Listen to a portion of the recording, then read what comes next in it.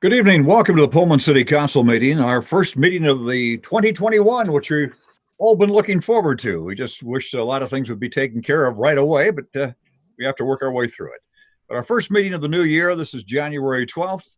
And Dee, would you please call roll? Thank you, Mayor. Mayor Johnson. Present. Councilmember Chapman. Present. Councilmember McCall. Councilmember Parks. Here. Councilmember Records. Here. Councilmember Sorensen. Here. Councilmember Weller. Present. Councilmember Wright. Here.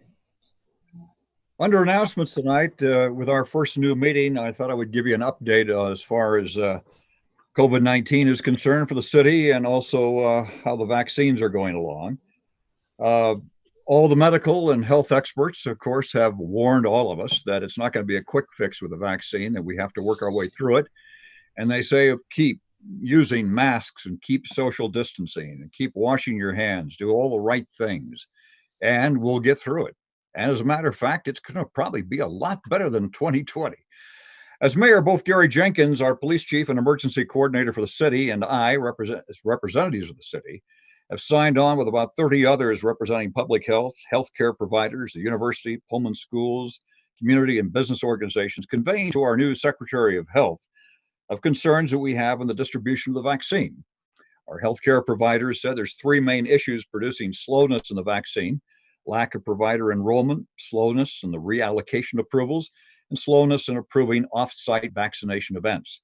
This letter suggested automatic enrollment for healthcare providers, and we're hearing conversations actually as of this afternoon that they're working on that, and permit local health departments to approve the reallocation from one facility to another. There were notes this afternoon to enlist local volunteers with medical training to assist in the large vaccination efforts, and there are application forms for that. Gary Jenkins may have more on that a little bit later.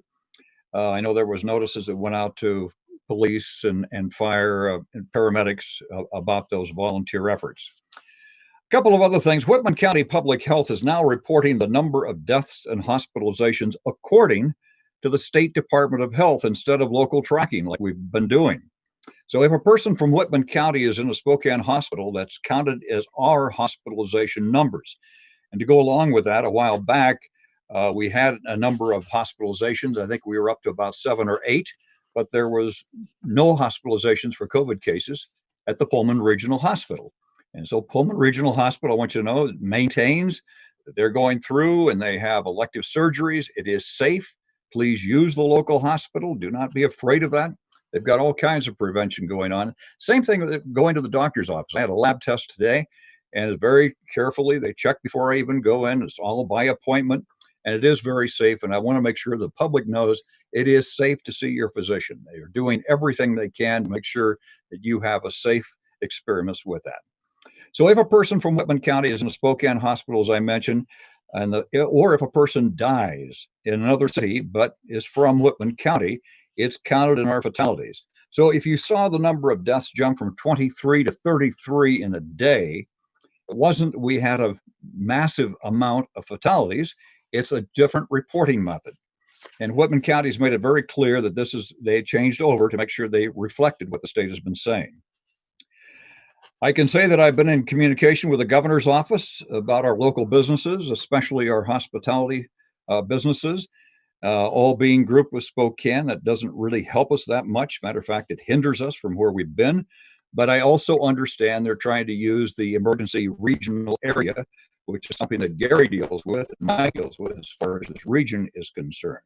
So I understand that. I've also been in contact today with Senator Murray's office and talked with their local representatives about vaccine distribution to see if there's ways that we can speed that up a little bit to make sure that our residents get it. So, and we also talked about stimulus funding too. So the messages have been conveyed and is as fresh as this afternoon. And while the rollout of vaccine has been slow, I want to make sure that you know some good news, that most of not all our medical health care providers have had the vaccine. They've been vaccinated. They're working their way right now through the long-term care facilities. They're making great progress there. I think they've gotten a couple of them already done. And our first responders have had the vaccine. Matter of fact, they've had both vaccines from Pfizer. And I want you to hear from our first responders tonight to give you an update on that. And first of all, we'll go to our police chief, Gary Jenkins, and he can report on how the police department's doing with the vaccine. And then we'll go to Mike Heston. So, Gary? Thank you, Mayor. The vaccine was first available to those that are in group phase 1A of the vaccination rollout, and first responders are part of that group. And so all of our sworn staff who wanted to get a vaccine got a vaccine. The first dose 2 weeks ago, and then the second dose we just got this past weekend.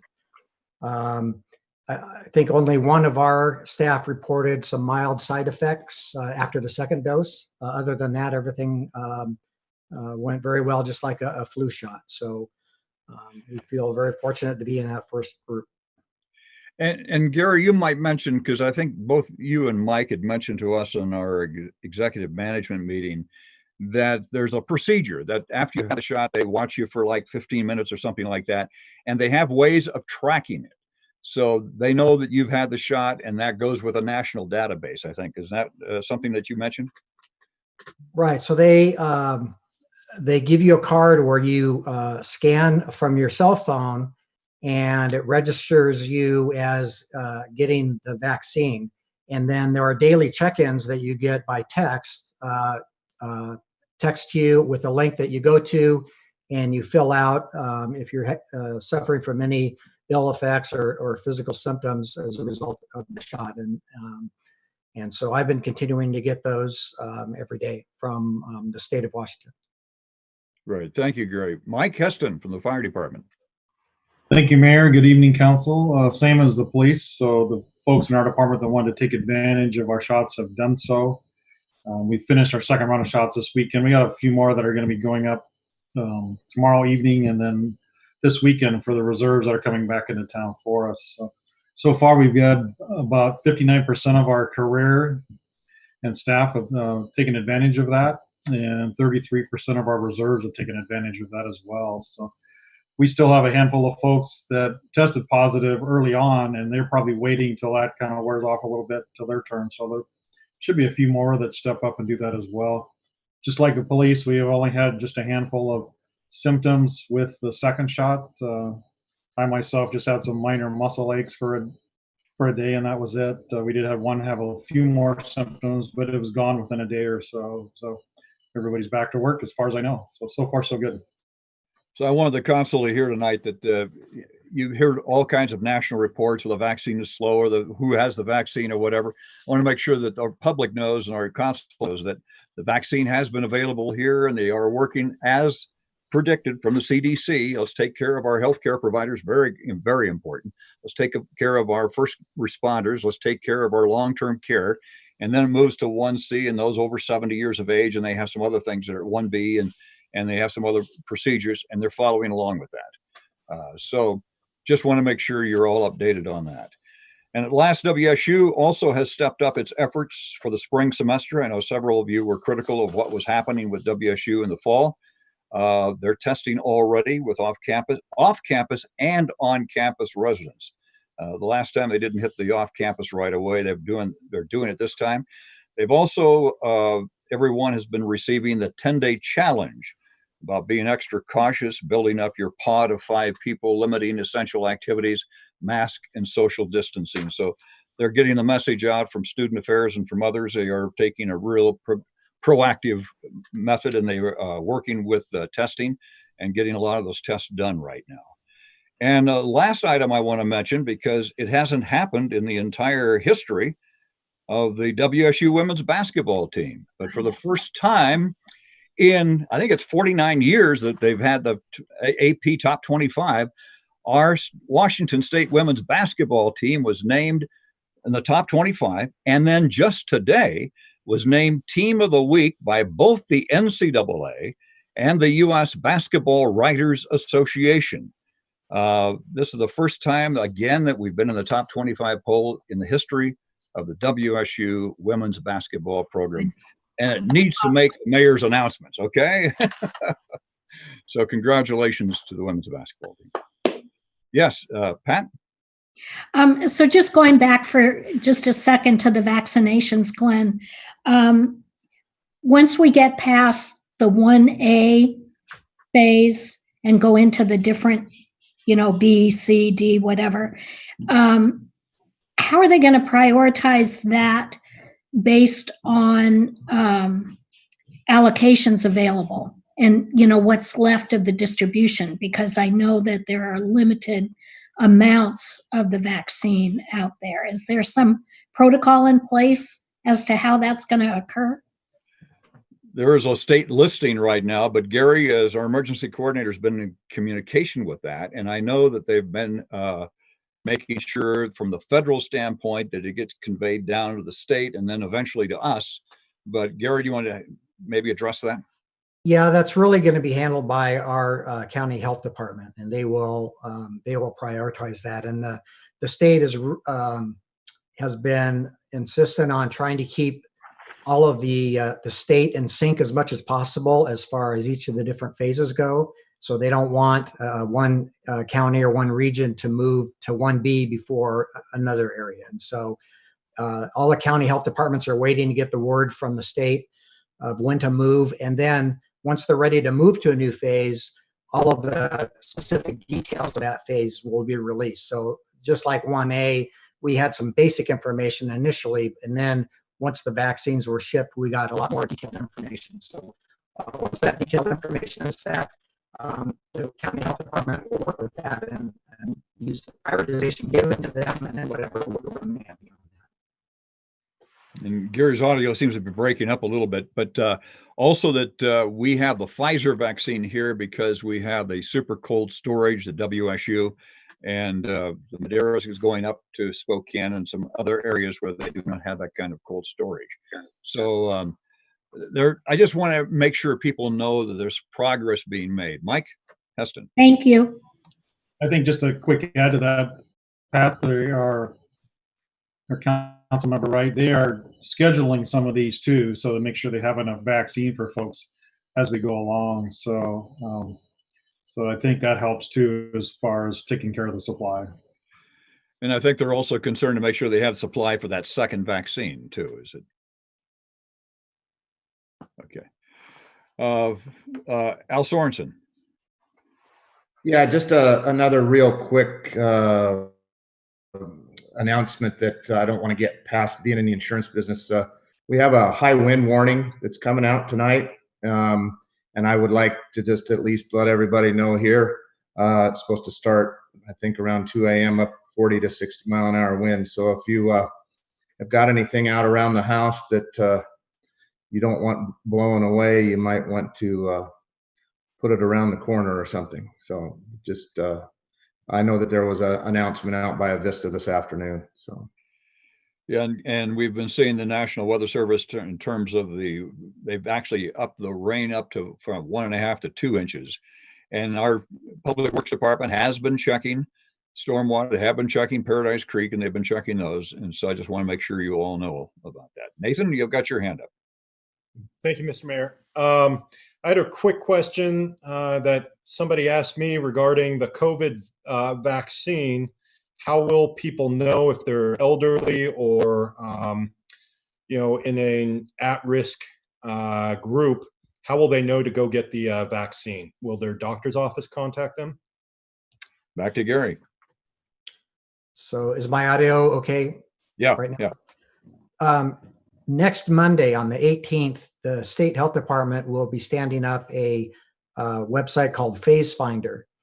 And the public can go in and enter their particular information, and then it will identify for them which phase they're in. And then I believe there'll also be an element where they can enter some contact information to be contacted when that is available to them. That's very helpful. Thank you. Yeah. Any other comments on this? If not, those are the announcements tonight. Item number C on our agenda tonight is a confirmation of appointments. I'll go through the appointments that we have sent to you. For the Arts Commission, I'm recommending that Gail Siegel. Now, I noticed that, you probably noticed that she's a Deary resident, and everything we have here is Pullman residents. We have some commissions, obviously, that are just mandated. It must be a Pullman residence. But on this Arts Commission, Gail's already served with us, and she is really super with grants. And I was talking with Jerry about this, and she has all kinds of arts contacts. That's one of the things that the Arts Commission really wanted to have. And so that's the reason why we're highly recommending that she be reappointed this term. She has great contacts in the whole arts community in the region and has been a very terrific member of this. So recommending Gail Siegel and Jerry Harris. For the Cemetery Committee, Mary Schweitzer. For the Historic Preservation Commission, John Anderson, Jennifer Hamilton, and Anita Hornbeck. For the Lawson Gardens Committee, Mitch Chandler. For Library Board of Trustees, Jan Hill. For Parks and Recreation Commission, Rebecca Dubin and Linda Jeffries Hamilton. For the Planning Commission, John Anderson and Brent Carper. One of the things that I've done since the day one I've been mayor back in 2004 is every Thanksgiving is I send a note to every one of the people who volunteer with the Police Advisory Board, all the commissions, thanking them for their volunteer work and really appreciating their service. Some of you have been like I have. We've been with volunteers with different committees, and sometimes they just take you for granted. I don't do that. I want to make sure that we have good, wonderful volunteers, and I want to make sure they know they're appreciated on behalf of the mayor, behalf of the city staff, and behalf of the council. So with that, I would like to hear a confirmation of appointments. Al? Yeah, I'm glad you mentioned something about Gail and the Arts Commission, and I have no doubt that Gail is well qualified to be on the Arts Commission, but I do have some concern just in that she not only doesn't live in Pullman, but she lives in a complete another state. And I was just wondering if anyone could tell me what are the guidelines or requirements to be on the Arts Commission. And we'll go to Laura McAloon. Thank you, Mayor. So, Commissioner, the guidelines are set forth in City Code. It's actually Section 1.53.010. And what it says is that the commission shall consist of 7 members appointed by the mayor with the consent of the council from individuals of recognized fitness for such a position. Commission membership shall consist of a majority of Pullman residents. So it does contemplate appointees from outside the city of Pullman. Okay. I'm having some internet issues, so I'm cutting in and out also. So I only heard about half of what you said, Laura. Okay. Yeah. The statute or the city code does say commission membership is a majority of Pullman residents. So it authorizes appointments from outside the city. Okay. I just want to voice my opinion because I've had some other people talk to me about this, and I love having the people that live in Pullman making decisions for things that are happening in Pullman. I understand her qualifications, but I just wanted to bring that up and talk about it a little bit if anybody had any other questions. That's all. And I'm going through right now looking at the list, and she is the only one who is outside the area. Nathan. Thank you, Mr. Mayor. Councilmember Sorensen brings up a great point, and I think it's important for us to find the expertise in our own community. But I will also say that it's really outstanding for us to be able to involve people that will help our community grow as well and bring different opinions, even if they're from a different city. We're all here to make Pullman better, and she sounds like an excellent candidate. So being able to look beyond just our city borders as well. But again, she's already served another term. This is a reappointment of a term. So I just want to make sure that's clear. Do I hear a motion to approve? Mayor. Yes, Brandon. Yeah, I appreciate what Nathan says, and I think there are a lot of experts from around the area. I do fully understand and have heard from residents, though, on Al's point. And so I think it's something that we just need to keep in mind. And of course, that's nothing against Gail, but if she's serving yet another term, what that means is that there's some Pullman resident who is willing to be involved and is not able to be involved with something. and they may very well also be capable. And again, one instance was somebody who was a finalist for a position and didn't get it. And of course, maybe they were disappointed and maybe they were speaking from that disappointment.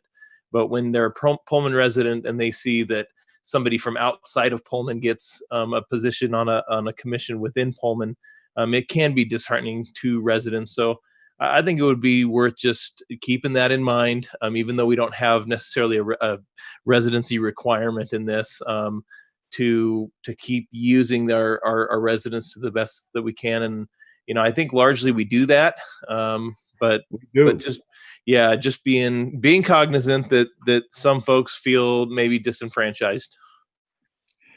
And again, grant writing experience and bringing money into the Arts Commission, which again, they have to fund. No doubt. Yeah, no, there's no doubt about that. And I'm sure she's overly qualified. Yeah, I'm gonna go to Eileen next, and then we'll go back to Al. Eileen? Yeah, I think my question is for Laura, just for the sake of clarity. Each of the different commissions have somewhat slightly different requirements for membership, do they not? Yeah. Laura, you might unmute. Yes, council member, that is exactly correct. The criteria for membership is created by the city council when the commission is created or when it's updated. I do recall the discussion of the membership on the Arts Commission at the time when it was created, with part of the thought process being that of the council at the time being that one of the charges to the Arts Commission is to put on events that will bring people to Pullman, so that there was actually a discussion about a regional approach to that commission. Okay. Ann, did you have a question before I get to Al? I want to make sure all the people get heard before we go back to the people who've already spoken. So Ann? Thank you, Mayor. I just want to say that I think involving someone such as Gail on the Arts Commission is a good thing, and I think we should be open to accepting people who may not live here. Perhaps she works here, perhaps she has family here. We don't know her story, but she has expertise, and in the arts world particularly, that's quite important, and it's not easily found.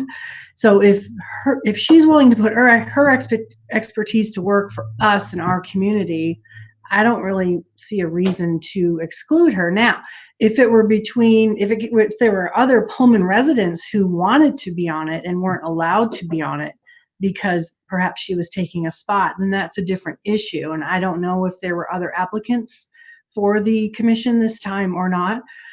But that would be a different issue. But since she's already been contributing and wants to continue, I think that is worth considering. Thank you. And as mayor, I go through with the Arts Commission, especially, and with Library Board, that we have the applications. I give the applications to the Arts Commission. I give it also to the Library Board. They go through it. They actually come through and give me a recommendation. In most cases, I go with what the commission or the library board comes up with. There have been cases where I have varied from that. I also, for many of ours, I just do the interviews myself and make sure that I'm comfortable with them and know they'll contribute to our city. In this particular case, again, already served 3 years. They did a process like that. There were other candidates, but I went with a recommendation of what they needed at the time. And so that's what Gail had, that kind of expertise is what they needed. And I knew that the majority, matter of fact, all of them except for one are all from Pullman. So Al, we'll go back to you now. Yeah, I just want to reiterate, and particularly if Gail's watching, I have nothing against Gail or her ability or what she knows about art and that type of thing. That has nothing to do with this. It just has to do with whether the Pullman resident or not. And then my final little question here is how is this advertised, or when, or how do we go about letting people know that there are possible vacancies or re-election type time, not election, but appointment type times? Well, normally we go through and the people who have served and have served well, we ask if they would like to be reappointed. There's some that have limitations, some that don't. And if they would like to be reappointed, then we generally reappoint them. As long as they have a good service record. We've had some cases where we thank them for their service and we went out and advertised for new people. So, and if you would like to have that done every single time that we have a reappointment, there are people on here that I'm very happy that they said, yes, I'd like to serve again. And they have the expertise to do it. Now, if we haven't answered all the questions, do I have more discussion or do I hear a motion to approve the confirmations? Motion to approve. Second. Move and second. All those in favor signify by saying aye. Aye. Any opposed? Okay, with that, we now move to the consent agenda. These items are considered routine in nature. Council's had a chance to look at these ahead of time and they've been also on our website. So do I hear a motion to read by title only? So moved. Second. Move and second. All those in favor signify by saying aye. Aye.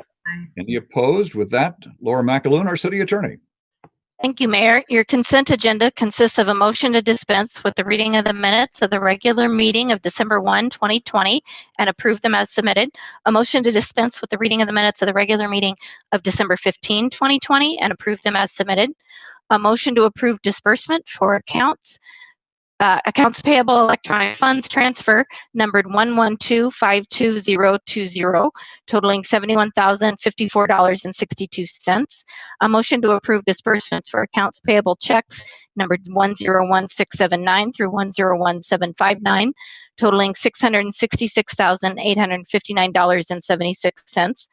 A motion to approve disbursements for accounts payable checks numbered 101760 through 101770, totaling $3,528.86.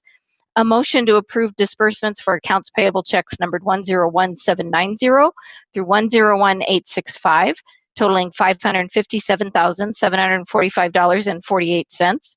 A motion to approve disbursements for accounts payable checks numbered 101866 through 101920, excuse me, totaling $92,850.04. A motion to approve disbursements for accounts payable checks numbered 101921 through 101958, totaling $169,295.04. A motion to approve disbursements for accounts payable checks numbered 101970 through 102003, totaling $511,801.43. A motion to approve disbursements for electronic transfers 658 and 663 through 667, accounts payable checks numbered 101771 through 101789, and payroll direct deposits numbered 65490 through 65794, totaling $1,322,656.19. A motion to accept the Rainy Pool repair and liner replacement contract as complete. A motion to approve and authorize the mayor to execute a 5-year lease addendum with Corporate Point Developers LLC for office space at Adams Mall. A motion to accept the Sidewalks 2020 contract as complete. And going back up to number 9, which I missed, a motion to approve disbursements for electronic transfers 668 through and 670 through 672, accounts payable checks numbered 101959 through 101969, and payroll direct deposits numbered 65836 through 66133, totaling $833,078.26. And just double checking, we did get number 15. Yes, last one. I'm sorry, it was out of view. A motion to approve transfer of sales tax revenue to CIP Reserve Fund 2020 Q4 in the amount of $286,708. Thank you very much, Laura. I know all 15, it was a lot and a lot of numbers there. Thank you so much for doing that. Now, does the council have any item they would like to have out for discussion?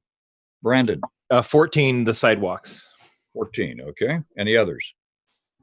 If not, the consent agenda consists of items 1 through 13 and 15. Do I hear a motion to approve? So moved. Second. Second. Moved and seconded. All those in favor signify by saying aye. Aye. Any opposed?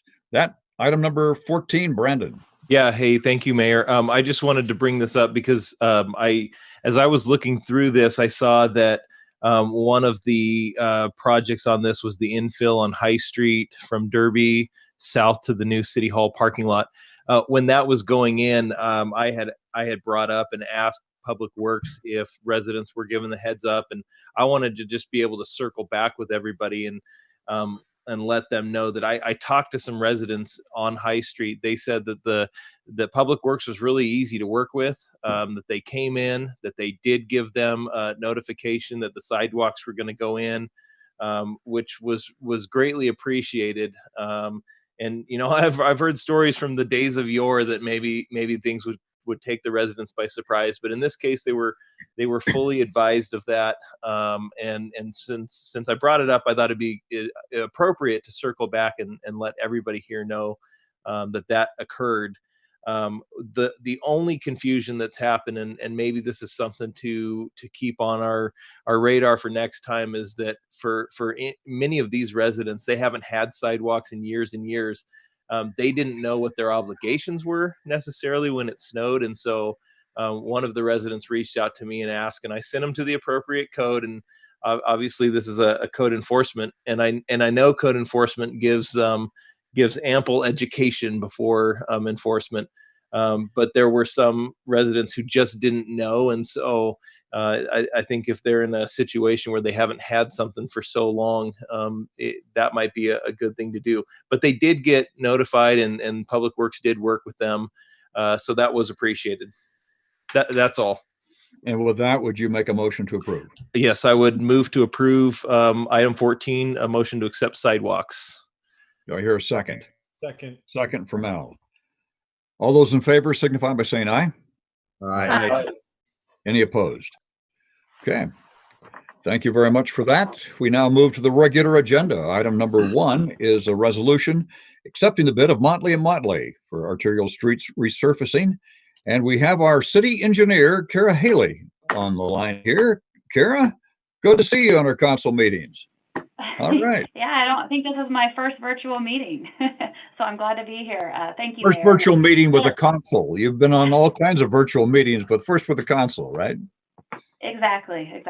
Well, let me get started. The city's arterial streets resurfacing 2020 contract includes resurfacing 1.27 miles of urban arterial streets.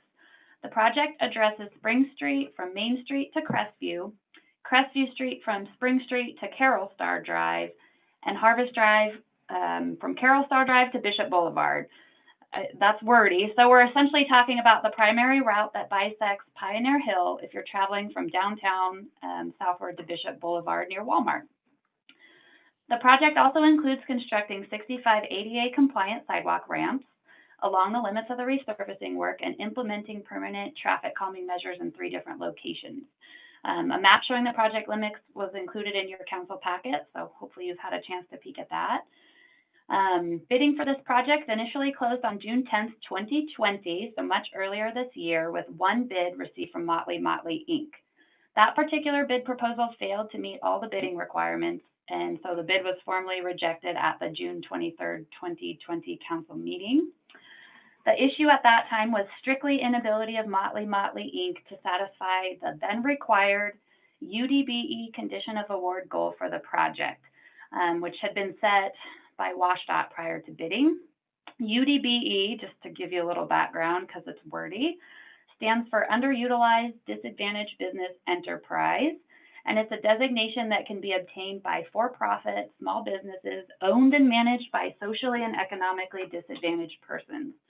A UDBE certified business is a subset of a DBE certification, but it's more exclusive in that the business basically cannot be owned and managed by a non-minority woman, so essentially a Caucasian woman. At the 4% UDB goal that was originally set by WSDOT for this project, a successful bidder would have needed to guarantee that at least 4% of the contract work would be performed by a UDBE certified business. Few contractors locally and on the east side of the state maintain even a DBE status, So at times this can make UDBE participation in particular a challenge in our region. Motley Inc. was unable to garner adequate UDBE participation and meet these requirements. And so their original bid proposal was considered non-responsive. And I kind of just wanted to refresh everyone's memory on that. Since this initial bidding, in direct coordination with WashDOT and due to recent changes in federal requirements, we were able to revise the contract to require a less restrictive DBE condition of award goal, and that was set at 9%. The revised contract was rebid with 4 bids received and opened on December 17, 2020. The low bidder was again Motley Inc. at $1,644,079. The engineer's estimate is just a little lower than this by a difference of approximately $20,000. We do have a federal grant in place providing an estimated $1,404,565 that is applicable to actual construction costs under this project. In their latest bid proposal, Motley Inc. successfully satisfied the now established DBE condition of award, committing 9.3% of the work to a DBE certified subcontractor out of Spokane who will primarily perform the traffic control duties on the project. Work on the project is expected to start this May and should be complete by the end of August. And it's staff's recommendation that council adopt the prepared resolution accepting the bid of Motley Inc. And that's all I have. I'll take questions if there are any. Okay, we'll go to Pat Wright first.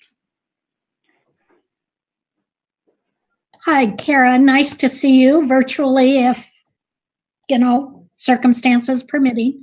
I just have some questions in regard to, you mentioned traffic calming measures. What are they? I'm assuming that it's going to be a variety of different measures. Sure. Yeah, I would be happy to touch on that. Let's see. So we have 3 traffic calming locations proposed, and I think I had said that. 2 of them are what's basically called a bulb out. So it's a narrowing of the traffic, and that's usually done at an intersection. The 2 intersections that are proposed for that right now, one's at Grant Street and Spring Street, and the other one's at Pheasant Run Court and Harvest Drive. One of the things about traffic calming on a long stretch like this is trying to be strategic about placing your traffic calming so that they're spaced at a reasonable separation so that they're effective. They're not too close, but they're not too far apart so that you see overall advantages for the region as a whole. So the second type of measure is similar to this. It's also a narrowing, but it's called a choker, and it's basically a mid-block traffic calming measure, and that's proposed basically where the temporary installation is on Harvest Drive. It's where the path comes in between Carcio Court and Pheasant Run Court. So right now there's some temporary delineators.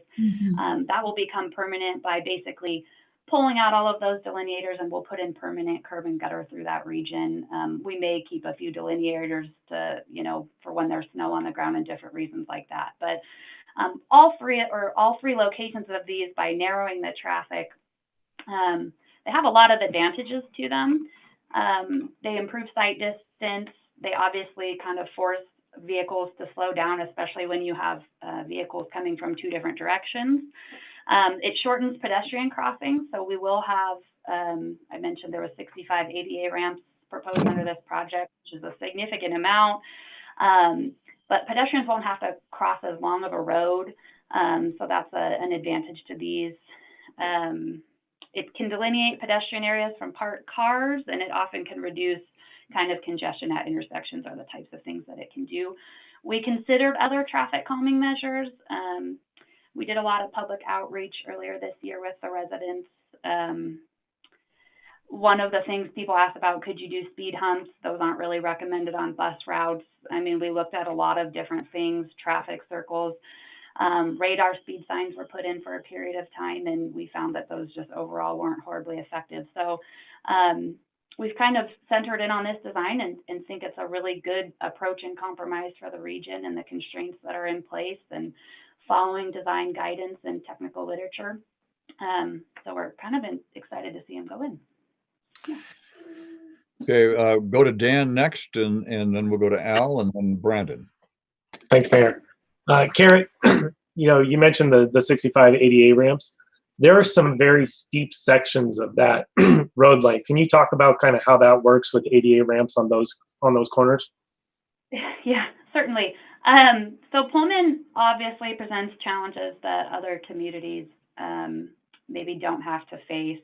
Sam Nasrallah is our professional ADA ramp designer, and he's designed several of these around town, and he keeps up with all of the ADA requirements.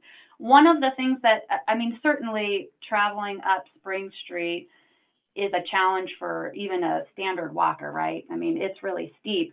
But the way that ADA requirements are met, if you already have a steep slope, then you have to go back basically a minimum distance at a certain slope to try and make up for that difference. So usually in a flat area, you can't have a ramp that exceeds 8.3%. Obviously, Spring Street is steeper than that to begin with, so you're kind of talking about a slope relative to the existing grade. Other challenges, where you have a through street and you don't have a stop sign, for instance, on that street, your ADA ramp is really allowed, even where it meets the curb and gutter, it's allowed to maintain the longitudinal slope of the roadway so that you don't get big bumps with the vehicles that are traveling. Because if you suddenly leveled out a crosswalk at kind of a location on the street where it's going downhill, you're going to get big ups and downs and things for vehicular traffic that aren't going to be very advantageous. Now, where there are stop signs, you can do your best to try and maintain it so that the entire extent of the ADA ramp, at least across slope, are no steeper than 2%. Usually we aim for 1.5%. But the longitudinal slope is going to be a challenge no matter what you do on those steep slopes, and you are limited to constraints with the existing topography. We account for those as best as we can. We do lay out spot elevations and slopes on our designs, and sometimes there's some field fitting that needs to happen as well during construction. Great, thank you. Al next, and then we'll go to Brandon. Hi, Kara. Quick, I missed one. You said there were 3 areas for the traffic calming?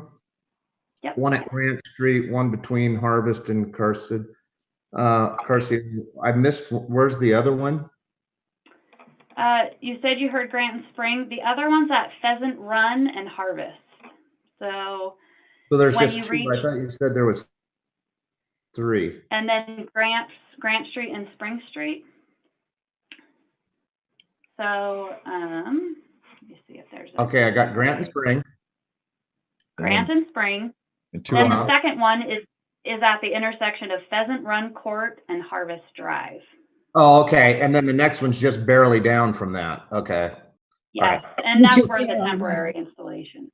Okay. Okay. Thank you. I just missed where the third one was, and I wanted to make sure I knew where they were all at. Thank you.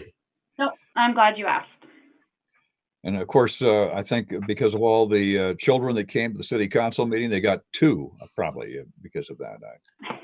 I'm just thinking. At the mid-block crossing, it's a really good location to get traffic to slow down. So, that's right. That's right. Yeah. Okay, Brandon, you're next. Yeah, thank you. Yes, no, I appreciate, I know, Kara, that you've worked quite a bit on this, and I know the residents, by and large, are very much for this. And when I say by and large, I mean past Harvest Drive. I know Roger Johnson all the way on the other end was really a proponent of this. I'm also aware that there were a couple residents, at least 6 months ago, that knew that they could potentially lose a parking spot outside of their house, on street parking spot, and had voiced some concerns. And I think that we were looking at solutions, if there were any potential solutions. And I just wanted to follow back up and see what the latest is on that, because you're the engineer, you're the one who was designing all of that and knows sort of what the parameters would be and some of the limitations. Wanted to find out where we sat on that. Yeah. So I think it was probably back in April and May, before we went out for initial bid. We had, with kind of our draft plans, Sam had gone out and initially chatted with a lot of residents, obviously the ones that were immediately impacted by the traffic calming devices. We had a lot of opportunities to try and educate and explain to people what those really looked like. At one point, we met on site with folks all donned in our masks, of course. And I think we probably had a gathering of maybe 12 different people, I think, from the area that had heard about it and had interest and were interested in it. Plus fielding quite a few phone calls and emails as well. But it was nice to get out there in person. At that time, we had proposed a much longer, and primarily most of the discussion that we had was about the traffic calming at Grant and Spring. At the other choker location that's obviously already in place, it really doesn't impact too much direct parking for residents. The one at Pheasant Court and Harvest Drive as well is one where it's kind of right. The intersection is kind of right at the property line of the two adjacent houses, so it doesn't impact as much. Grant Street and Spring Street, on that is kind of a more challenging intersection. We did evaluate the intersection further to the north, but determined that there's a stop sign a lot closer to that, so it wouldn't really be as effective as a traffic calming measure at a moved location. It really kind of was the ideal location for that stretch. There is a property owner that's kind of right at the T of that intersection. And we talked with that homeowner a lot. At the time, our narrowing, and you basically narrow down to 20 feet width, was a lot longer. But we chatted with them, heard a lot of concerns about the parking, and so we did go back to the design board and we did what we could to shorten that up as significantly as possible while still maintaining the effectiveness of the traffic calming feature. There's the one house in the middle that is very hard to avoid getting rid of any parking there. Kind of one of the goals that we decided to establish as a fair, reasonable compromise towards it was one of the RCW codes is that, for us to limit parking beyond 100 feet in length, we have to take that to council and get all sorts of different approvals. So we did the very best that we could to try and limit the amount of parking that was lost by less than 100 feet in total. And one way that you can do that, and it's a little bit tricky because intersections, you're legally not technically allowed to park inside of them between the limits of the crosswalk. Of course, at a T, you'll find that people sometimes do, and so that can't always be enforced. But we did consider that when trying to shorten it. So we did, I guess, long story short, we went back to the drawing board. One of the biggest changes we made was try to make that as short as possible to prevent restrictions to parking and keep them as low as we possibly could. We also worked with the homeowners. They had questions about who maintains the strip. So what happens is the road gets narrower and the existing sidewalk where it's at stays, but there becomes a landscaping strip between the road and where the new curb and gutter is at the narrowing. So we worked with them and, found out if residents were interested in grass or, putting rock in or what sort of features would make the most sense for them. We also chatted with the one particular property owner. We ended up moving an ADA or a crosswalk from one side of the intersection to a different side so that it hit further from the front door of her house, those sorts of things. So in the end, we weren't able to appease everything, particularly the parking, but we felt like we met the best compromise that we could, given the design constraints and the existing conditions, short of not putting in a feature here at all.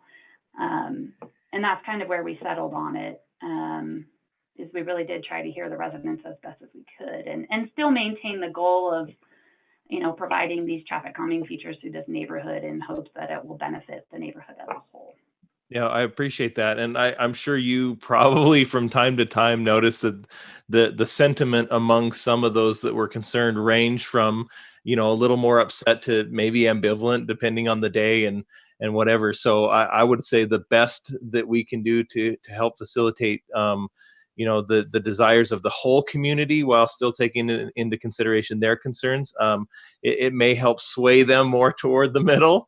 So I think that's a really good thing. And, obviously no one device, traffic calming, is going to fix the problem, but all of these things taken holistically will help. And something that I noticed, this discussion came up because of safe routes to school. This came up because of the kids. But as soon as COVID hit, I noticed a lot more people, including myself, were out walking in the neighborhood. So this is really a benefit to all the neighbors that live in this area. So I'm all for this, and I'm happy to help champion this for the neighbors that really want this and appreciate the work that you've done on it. And it Great. was I a great, appreciate that. And we really did hear a lot of, we did get some complaints and some concerns, and we worked through those as best as we could. But I too heard some comments from a lot of individuals, even some of them right there at that intersection, that, you know, said they have concerns with their kids out on the sidewalk because traffic comes through there. Can I ask one more question? I know that Zipley is marking up the streets and they're coming in with fiber. Are we going to lay this down and then they're going to tear it up to put stuff in, or can we time this so that they're going to do their work first and then we come in after? Yeah, you know, we try our very darndest to account for those, and Zipley is really actively working right now. One of the nice things is that we do have still several months before this is going to get kicked off. And so we can coordinate with them and talk with them about the projects that we have going and what they're proposing, and request that if they know they're going to be there, they can do that first. But there are always things that are going to come up that they don't share with us ahead of time. But I'll circle back with them and make sure that there's nothing major proposed for Spring Street or this stretch particularly that they might be able to knock out sooner. Thank you. I that's all. Thank you. I yield. yeah. Any other council? I'll go to Pat Wright. Thank you, Kara. And I guess I only have, well, I may have more than one comment, but my first comment is personally anecdotal in nature, and that is with the area of the delineators on Harvest.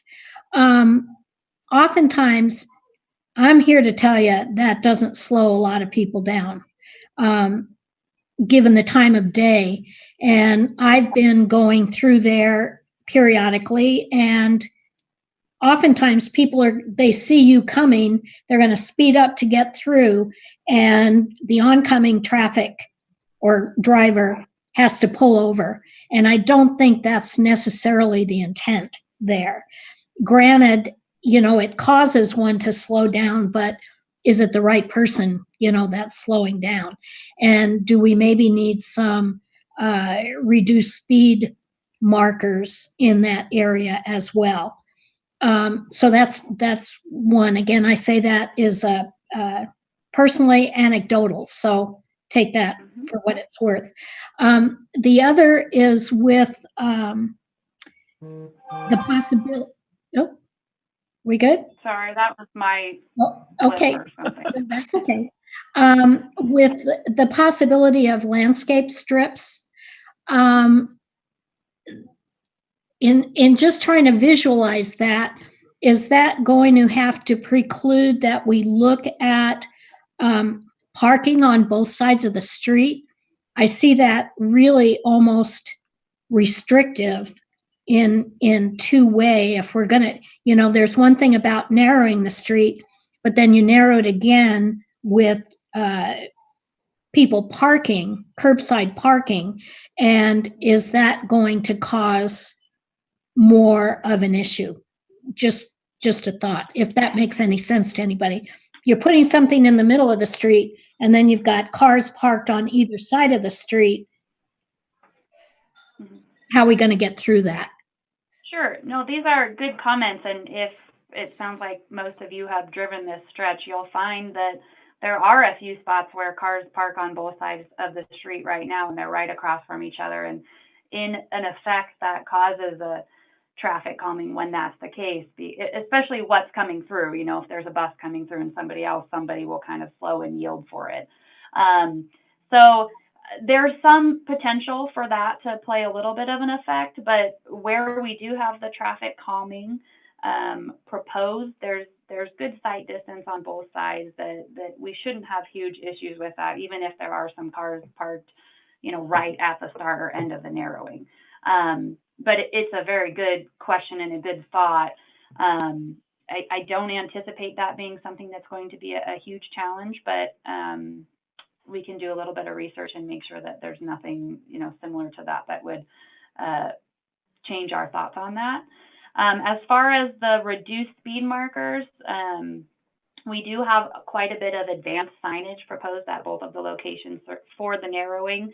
And you're speaking to the choker specifically. Some of it might be education as to who maybe takes precedent. The original intent is that both vehicles would slow and they both have the clearance to pass through the traffic calming at the same time. So it's designed so that both vehicles can pass. It's not like one has to go through at a time, although sometimes as people are getting used to it, especially, that's maybe what ends up happening.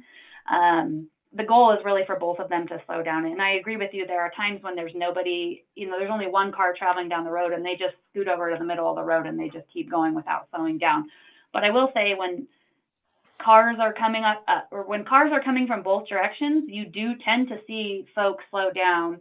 And the other thing about doing these traffic calming features in series is there's not as much room for them to speed back up before they get to another one. So that helps slow traffic calming through the entire neighborhood. So, I mean, you've brought up some really good points.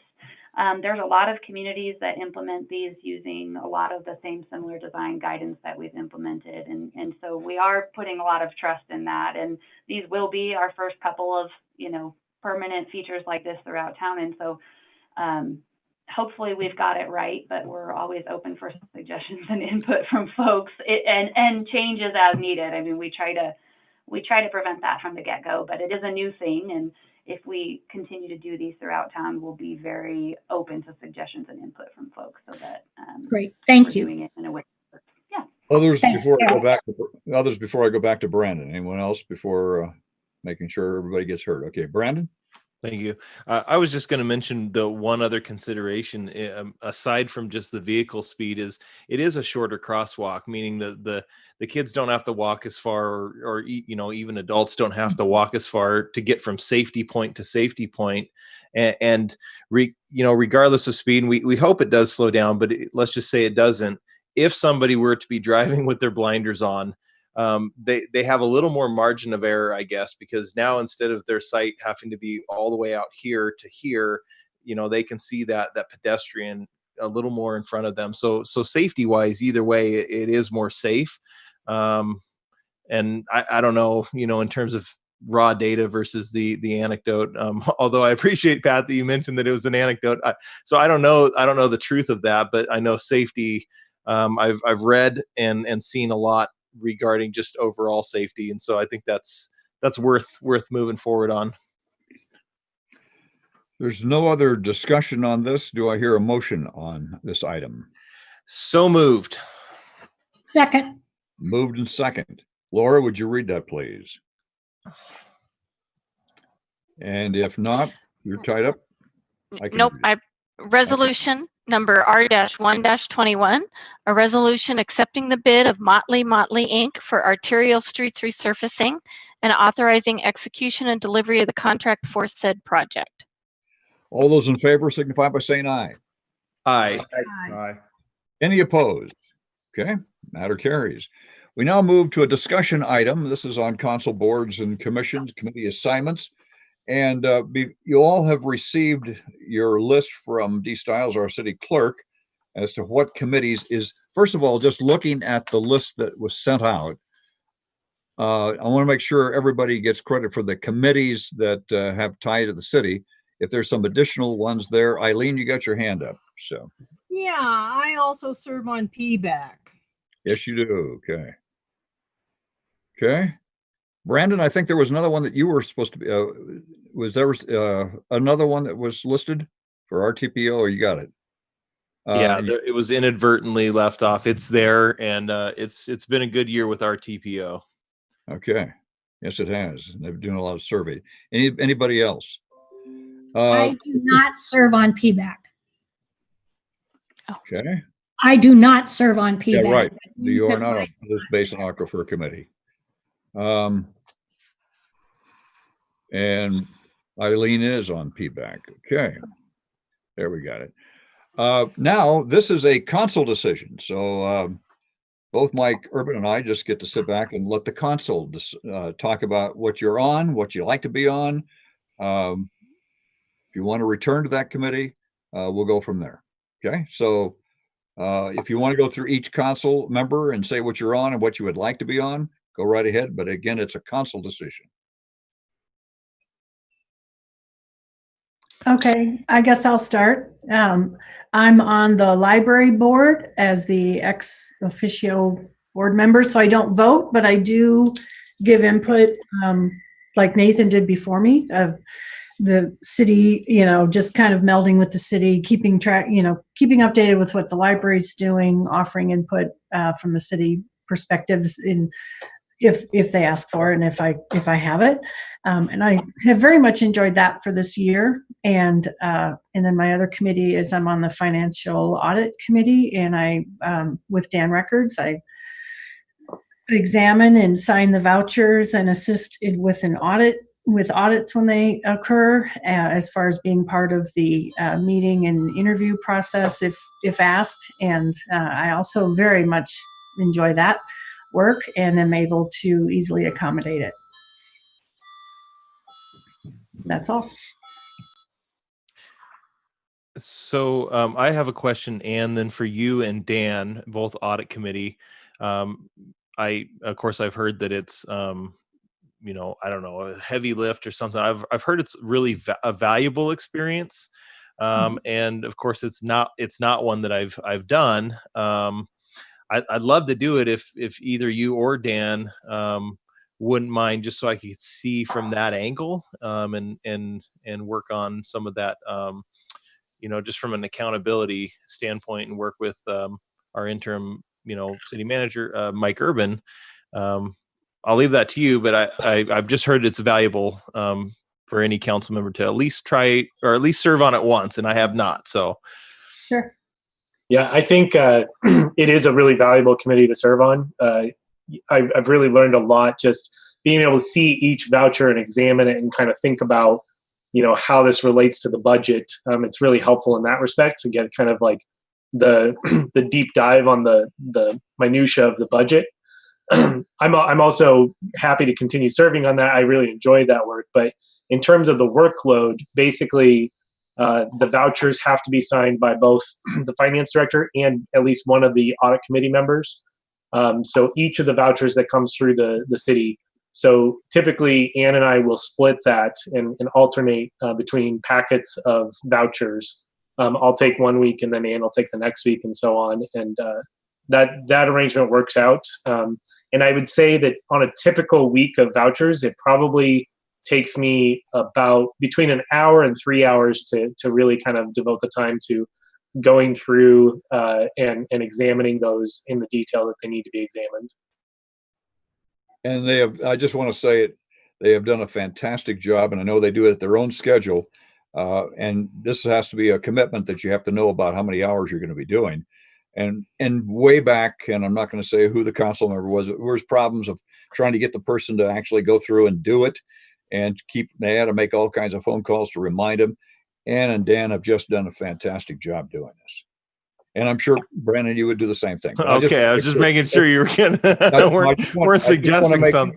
It does sound utterly boring, but at the same time, like, it's important, and in the spirit of continuous quality improvement.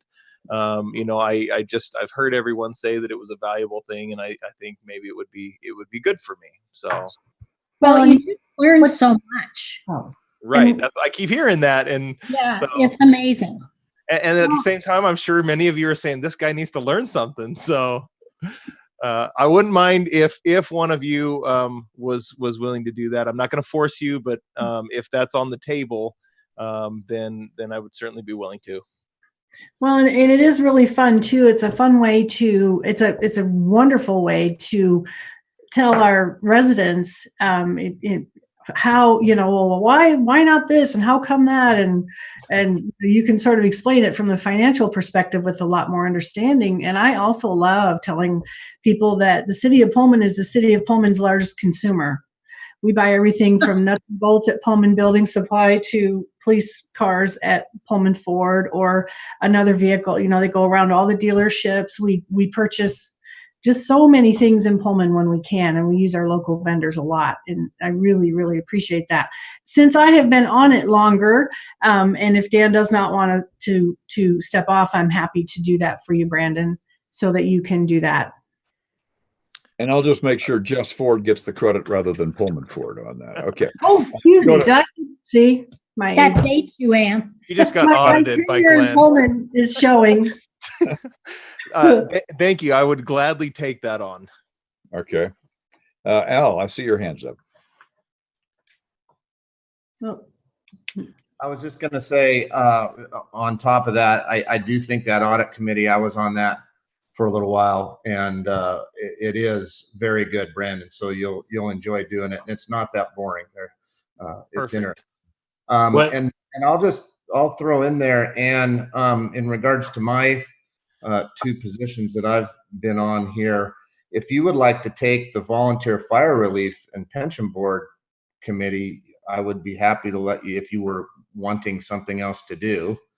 I'd be happy to give that up. And then in regards to my appointment on SWEDA, we just had a quarterly meeting today, and I would really like to stay on that.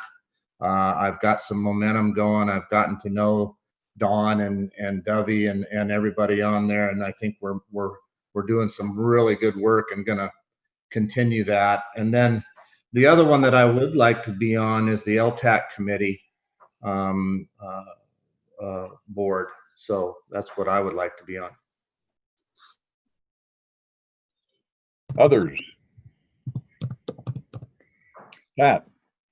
Thank you, Al, but I will opt to continue with the LTAC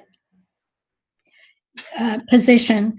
Again, we have an interim tourism director, and we have the potential of losing at least a couple of existing committee members. And in light of the, number one, the budget situation that we have with the pandemic results of perhaps not having the 4th of July again, not having the National Lentil Festival, we're going to struggle to just continue to find ways to keep tourism supported. And again, you know, I've been on that board for a while, and there is a lot to be said about institutional history. And so in light of that, I would like to continue to serve on that committee.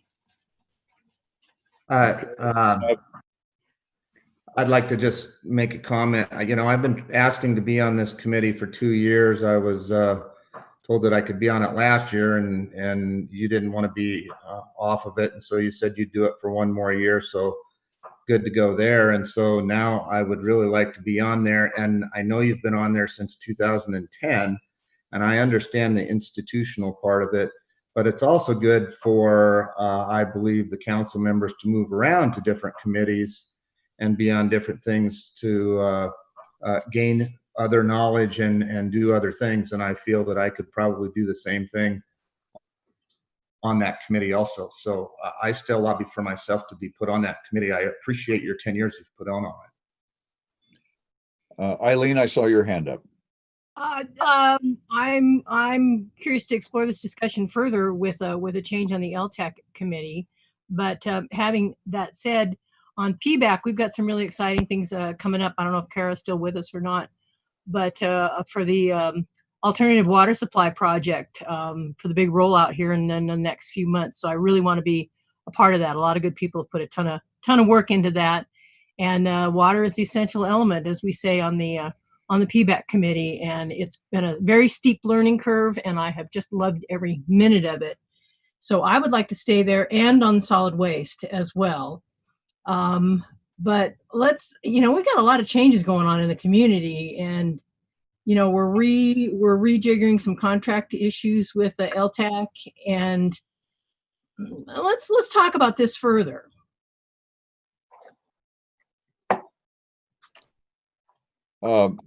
Others, before we go back to, I want to make sure every council member has been heard first, and then we can start talking about it. But again, it's all council decisions. Nathan, I saw just one for you, and is where you at on that one? So I wasn't sure if I should talk or not. So I'm taking the cotton out of my mouth here. So I'm not saying about anyone's choices about anything. This is just in general. So it shouldn't color any discussion here on forward. But last year, when I gave up several different committee positions so that other council members could experience new positions. I think one was to Brandon. I can't remember where the Ann was another one. You know, I had shouldered, I think, 4 different committees. And, you know, I've been on here a long time. Other people have as well. And in any case, I'm just putting it out there. I'm very comfortable with where I am with Palouse Knowledge Corridor. There are changes occurring there as well. I feel like a lot of organizations in Pullman right now are in flux, not only because of the pandemic, but because we are growing so quickly. So everybody has new stuff going on, and I'm fine where I am right now. But again, if people need to offload things, I understand.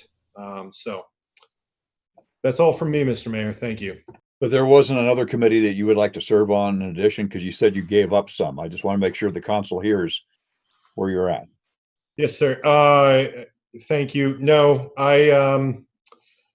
you know, I want to see where the rest of the council goes. Of course, I have a lot of interests, you know, Palouse Basin, solid waste, a lot of these things, especially having to do with sustainability. However, I also understand where Eileen is coming from, and she has a lot of cool stuff going on there. So in any case, yeah, that's all from me.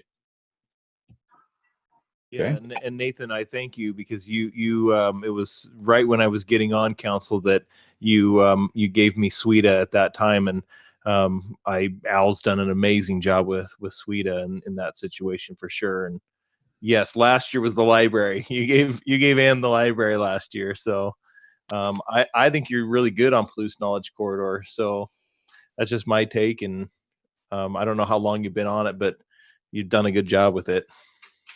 Just to remember, Brandon, Al's had a lot more money to give out than you did when you were on that. I just want to make sure everybody knows that. And it's, you know, obviously federal stimulus money. So he came in there at the right time to hand out money when everyone's suffering right now. So that's yeah, but you know, there were some tensions too, you know, and Al's done a great job working with their director and working with other people involved with Sweeta. I mean, he's done great with that. So kudos to him. Okay, Dan, I see your hand. You know, going back to the discussion about LTAC, I don't know if this is necessarily something to fully discuss at this meeting, but I think, you know, as a council, if we're looking forward to some changes to the structure of LTAC or changes with how LTAC operates, I think it would be a good suggestion to more clearly define the membership and have 2 council members be designated for that committee, you know, in looking at the compliance requirements for the state on how we allocate those funds. Oftentimes we've had lots of discussions over the last couple of years about LTAC grants and a lot of interest in looking at the minutia of that. And I think it would be helpful to have 2 council members present on that board to better represent kind of that diversity of thought of, you know, when there are some of those contentious issues coming up, to give a little bit more clarity to that. So that's a suggestion I have. It's a good suggestion. Laura, I'm going to go to you next because you know the rules on it. The majority must be people who actually use the thing, like or contribute to it, like the hotels. Actually, an equal representation from those 2 groups. So it has to have equal at least 1 council member. There can be more than 1. Council member has to be the chair of the LTAC, and then it has to have equal representation from those who collect the tax and those who are recipients of the tax, of the grants, the grants from the tax. Okay. Eileen.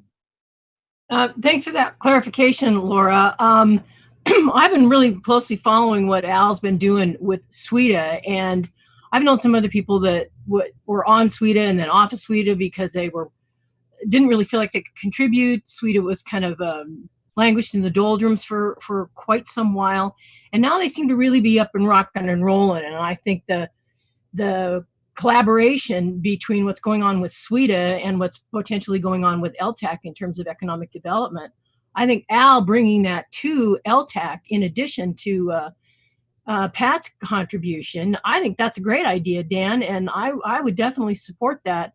I think we're looking forward to all these new phases, and we're going to be, we got to look forward, and we can't just remain where we are. And changing things up a little bit, like I say, Al's done an amazing job with SWITA, getting the grant money to people, getting the right people, the applications into their hands, and a lot of people, it's literally saved their bacon. And I think some cross communication between this with Al as a conduit would be a very positive thing for all of the community members and the revitalization that we've been talking about here.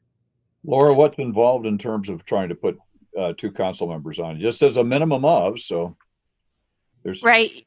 You can appoint the 2 council members now.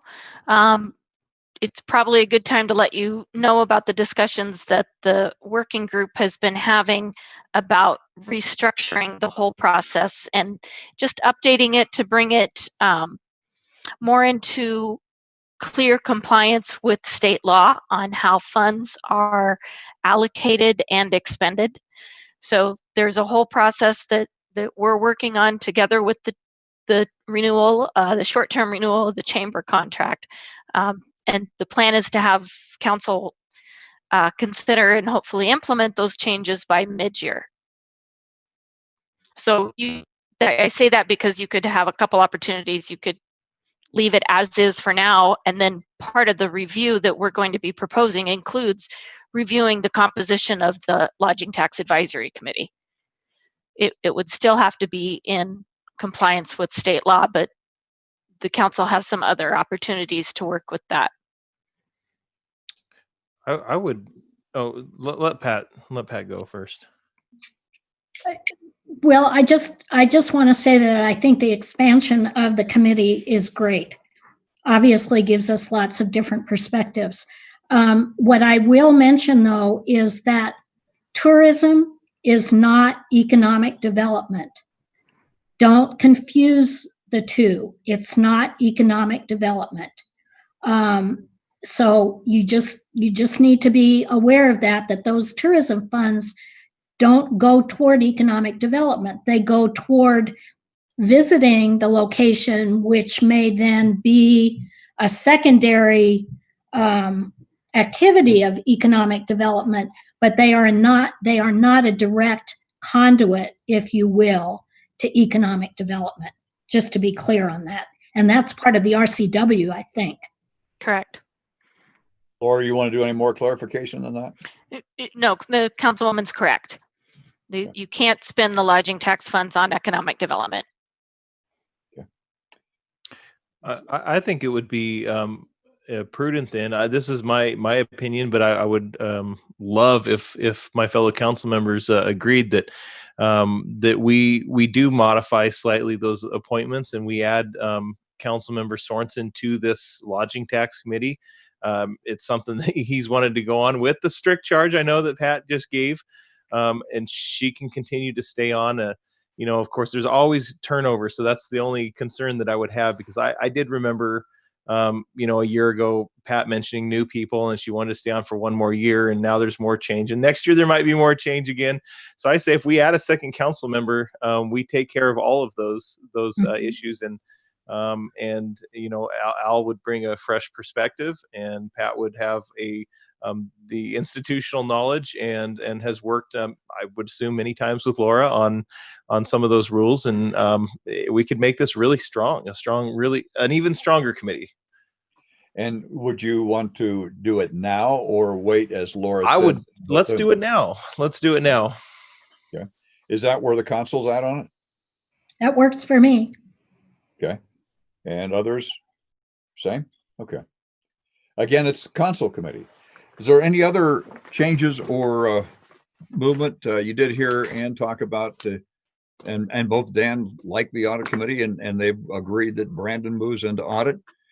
And I won't say that the meeting starts at like 6 o'clock in the morning. I can remember when there were people on the audit committee that came in, I think before they went to work at 8 and went through that. I still remember Fritz Hughes bringing in donuts, if I remember correctly. All right, I'll bring in donuts, and believe it or not, I will make the meetings. I just thought I'd throw, and Dan's been very generous. I just want to make sure you're covered here. So. Mayor likes bear claws. I'll bring those. No, I'm not saying that. The tradition continues. So, rest assured. Okay, Al, did you had your hand up, Al? Well, I just wanted to make sure, Laura, can we do that right now? Can we add another council member to the committee now? If you want to keep discussing your other appointments, I am looking at that right now. Okay, and then so if that's the case, then Ann, if you'd like to have the Volunteer Fire Relief Pension Board, I'd like to hand that over to you. Yeah, I don't know what it is. I'm sorry. The list is there, and I just want you to know, and Al will tell you this. You have to be on time for this meeting. You have to be on time. Because this meeting does not take a lot of time, but you better be on time. You come in 2 minutes late, and Mike Heston will tell you this. It's like a fire call. You've got to be there at the right time. Yes, sir. Yes, sir. All right. Yeah, I'm happy to, unless anyone else would like to. It's okay. Fine. Yeah. Okay. So, Mike Urban, I saw you're coming on here a little bit earlier. I think we've got pretty much agreement from the council. Sure, I do. And then just a note on the audit committee, we don't do 6 a.m. I know. Yeah. Somebody tried earlier, but yeah, we can make things work, and we've been working really well with council members' records and parks because of everything being shut down, being able to flow the paperwork to continue to meet all the deadlines and that. And when we do hit the reopening point, there's a room in the building to set up and where you can actually work on signing those things. And if you want to come chat on invoices too, then the availability is there as well. So I think there's some good changes as soon as we can get back to meeting. But donuts, I'm going to stop short of saying are required, but are certainly smiled upon. Hey, I appreciate Nathan, I saw your hand. Warm invitation. Thank you, Mr. Mayor.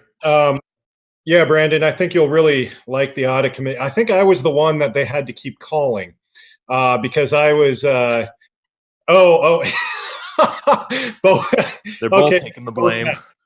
We were both on, I think, around the same time. But yeah, it's a great one. Mr. Mayor, I would just like to say that we still have the capital improvement program there in the document.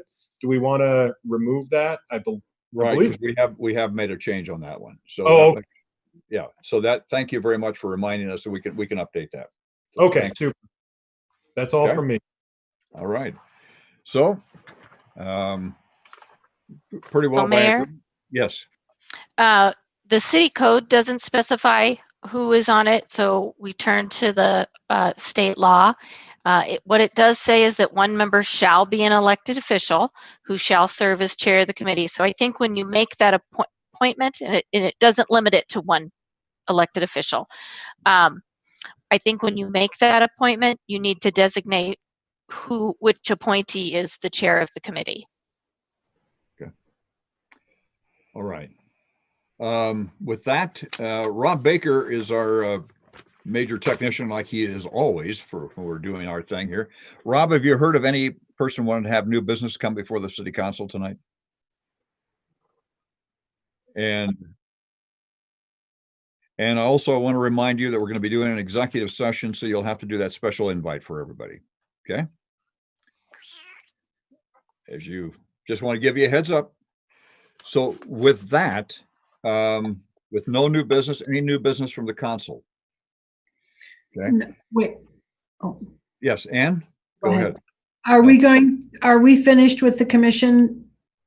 Oh, you're getting to that. I believe we are. Dee, you got the names of where they were going, and I want to make sure that Mike has it. There was agreement that I saw.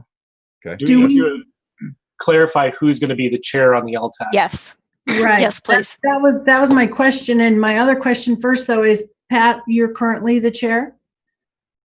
Yes. So my recommendation would be to keep Pat as the chair, since she is the more experienced member, and bring Al on, and then maybe they can switch next year or something like that. But that would just be my thought on that. I'm in agreement with that. I would agree with that too. Yeah. Okay. All right. With that, we're going to adjourn the meeting of the City Council, and we're going to convene a meeting of the executive session. This time, we want to consult with our legal representation concerning